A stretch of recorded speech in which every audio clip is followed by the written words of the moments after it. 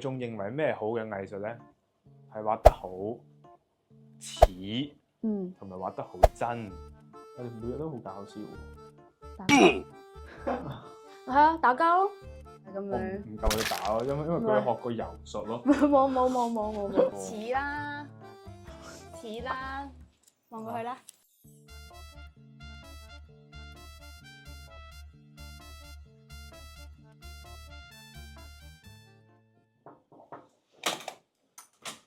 Hello， 歡迎嚟到我哋平時做創作嘅一個好細嘅 studio。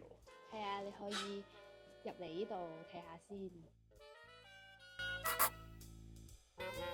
咁咧，我哋嘅 studio 咧同平時傳統嘅一啲畫室好唔同啦，因為空間有限，咁我哋就將咗我創作嘅部分咧，就會喺個廳嗰度。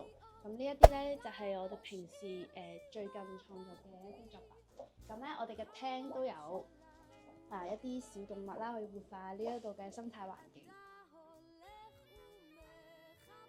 咧入到嚟呢一間房咧，就係平時我做創作嘅地方啦。咁而家你可以見到就係有啲畫緊嘅作品，有啲畫完同有啲準備畫嘅作品，都會喺呢間房入邊萌生出嚟嘅。同埋有好多ideas 作品可能會透過喺呢間房度醖釀沉澱，之後會做完再包裝拎去展場。所以基本上我哋嘅藝術嘅畫畫嘅一個日常同埋空間都會喺呢一個小區域同埋呢個 studio 入邊會發生所有嘢。大家好，我叫林啟榮，我係一個畫油畫嘅藝術家。Hello， 大家好，我叫梁嘉維，咁就係今年啱啱畢業啦，依家係做緊一個油畫創作者。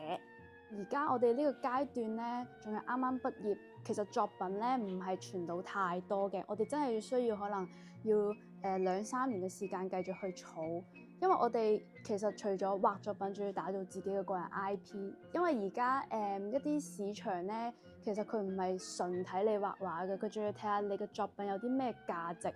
其實我哋喺呢一個期間裏面都係揾緊我哋點樣去做呢個價值出嚟咯，同埋呢樣嘢係好難嘅，因為其實世界唔缺藝術家噶嘛，咁我哋點樣去將呢一步跳出去咧，就係我哋而家所困惑嘅一個點咯。我嘅目標就係去澳門以外嘅地方去進入一啲可能藝術市場，靠我嘅作品去叫做靠創作去販賣，可能同畫廊去簽約。咁但係呢一樣嘢喺澳門成個藝術行業嚟講比較困難啦，即係喺澳門做藝術嘅話，你唔做教育嘅話，基本上都好困難。我而家嘅目標就係希望可能去到香港，可能去更大嘅發展空間嘅地方去簽畫廊咯。你做藝術行業其實係對於一個叫做未知嘅前景，你要去自己去闖，要去拼。你唔拼唔闖，你留喺一個舒適圈度，咁你可能你就永遠都好舒適，但係你永遠都叫做出唔到去一個更大嘅環境俾更多人見到。特別係呢個位置，特別係澳門。澳門講真，做一批好嘅創作，好快大家都會見到你。咁但係你點樣隨住澳門嘅人認識到你？你要可能我哋透過而家社交平台，可能透過我哋可能拍 reels 係嘛？呢啲都係要靠好多自己嘅方式去曝光。亦都有一個困難點就係，即係希望自己幫自己曝光嘅同時，我哋畫畫去拍嘢其實係好苦悶。我哋每日係做緊同一樣嘅工作，特別係我哋呢啲架上繪畫、繪畫嘅東西，佢已經好局限性，即係唔可以做啲好爆即係特別係我哋呢啲咁嘅風格，唔可以喺個畫布上面潑嚟潑去㗎嘛。仲有就係佢，因為市場細啦，我哋面對嘅問題即係好似啱啱咁樣，我哋其實可以自己拍片嘅，即係自己玩社交媒體，但係我哋唔係話一拍就即刻有人睇噶嘛，即係佢都係要根據一啲推算啊，你要咁啱達到嗰個點，你先可能有機會爆。所以其實澳門都比較少，就係少咗我哋好似呢類型嘅一啲拍攝嘅去介紹我哋即係藝術家嘅一個生活啊咁樣。其實我呢個都少咗啦，喺澳門嚟講，我覺得。00後對於藝術嘅睇法，你有冇睇法？首先咧，以我哋而家呢個角度嚟睇咧，大眾認為咩好嘅藝術咧，係畫得好似，同埋畫得好真。咁但係藝術係唔係淨係應該用呢兩個方向去切入去界定佢為之一個好或者唔好嘅藝術咧？係咪畫得唔似就代表佢唔好咧？大眾對於藝術，到底藝術普及呢樣嘢係咪應該令大眾知道更多類型嘅藝術咧？有好多人唔入到藝術館、博物館，有好多嘢都睇唔明。係咪我文化唔夠高啊？去到近呢10年啦，有好多展覽都係即係吐槽一下，叫做為咗純打卡，就係用打卡嘅呢個 term 去做一個宣傳咯，變咗學術性嘅、藝術性嘅都可能會變得低咗。唔係最重點咯。觀眾入嚟睇展覽係因為可以打卡，係咪？因為佢哋可以發佈咯，因為佢哋可以增加佢哋嘅藝術氣息，佢哋滿足佢哋嘅虛榮感。我哋做藝術，我哋都為展示，都係為咗滿足自己嘅虛榮感。係唔係即係以打卡作為宣傳咧？我就唔係咁認同。我都唔係咁認同，真係冇。我哋繪畫嘅，我哋先講翻我哋繪畫藝術怕唔怕俾 AI 取代呢樣嘢？一定唔會，一定唔會。係，即係我覺得AI 係一個好好嘅工具啦，而佢嘅出現咧就好似以前嘅相機出現咁樣啫，佢只能可能會成為一個流派咯，但係佢唔會完全取代藝術咯，因為其實藝術係一個啱啱所講藝術，因為包含觀念啦。當全世界用晒 AI 嘅時候，你 AI 嗰個作品就泛濫咯。AI 係取代唔到手繪嘅，同埋佢只能模仿咯，佢唔會成為一樣，即係唔會成為嗰個人，即係有啲3D 打印啊，而家咪 3D 打印，同埋加上 AI 可以直接 copy 一張完整嘅可能完整嘅作品啊，係完整嘅某個大師嘅作品啦，佢可以真係一模一樣，但係佢個價值一定係唔及真係嗰張作品嘅價值高咯。係就係佢可以復刻一個風格出嚟。係啊，佢可以復刻到好似周杰倫嘅歌係咪？但係佢唔係周杰倫，但係唔係周杰倫作出嚟，個價值就係撐喺呢個部分。但係如果周杰倫用 AI 作首歌咧，咁佢又有翻個價值咯，因為係邊個做嘅問題。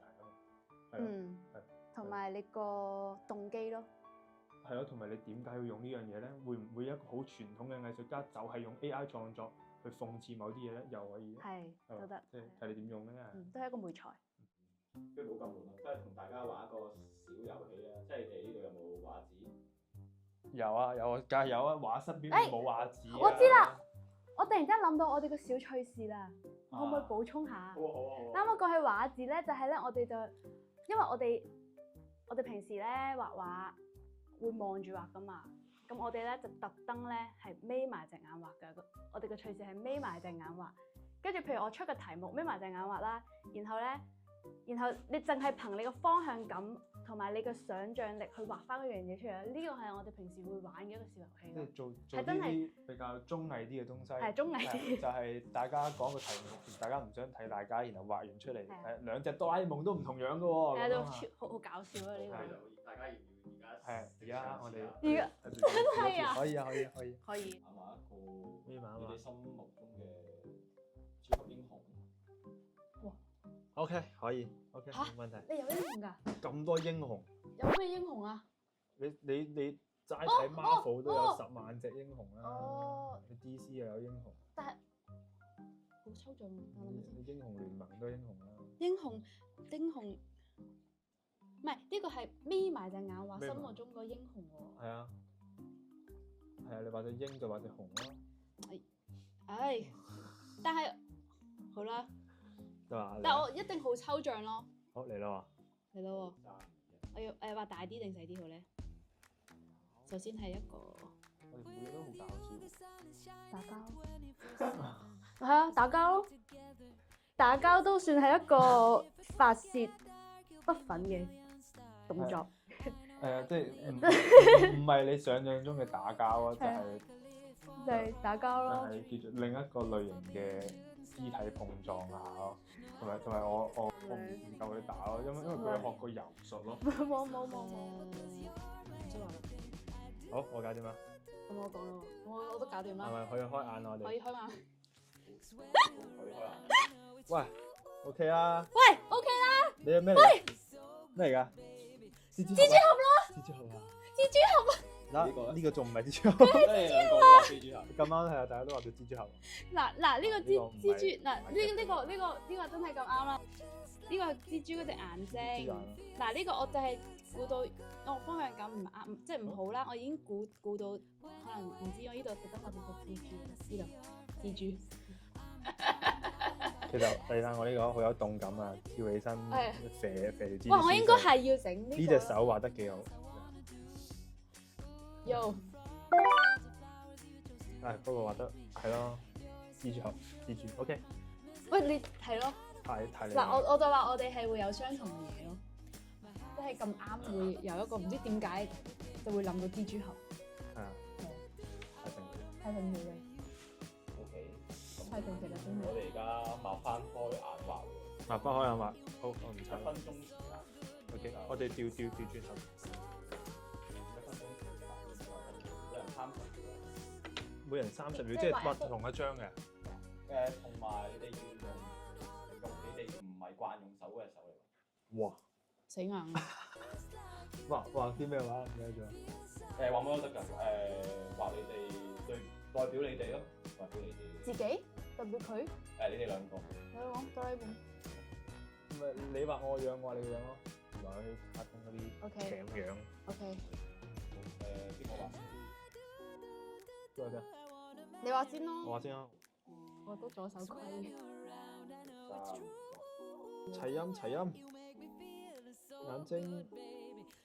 鼻哥。黐線。嘴巴。喂，呢個遮面嗰啲。呢個唔係嗰個。變咗小丸子嗰個人係啊，啦。小丸子個家姐。唔啱啦。耶！哇，好好夠鐘。就咁啊。黐線。好，你畫緊。好，你畫緊咩啊？畫緊佢咯。哦，特徵。啊，有丸子頭。左手先係咁啦。OK，好到啦。好，諗下先。到啦。到啦。咁你3、2、1，開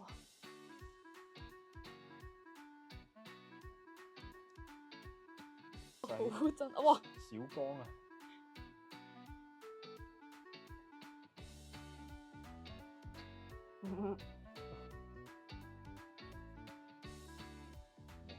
好夠鐘。哇，似啦，望過去啦。呢個先似呢個。係咪似啊？呢個有 feel，幾好喎，可以做頭像。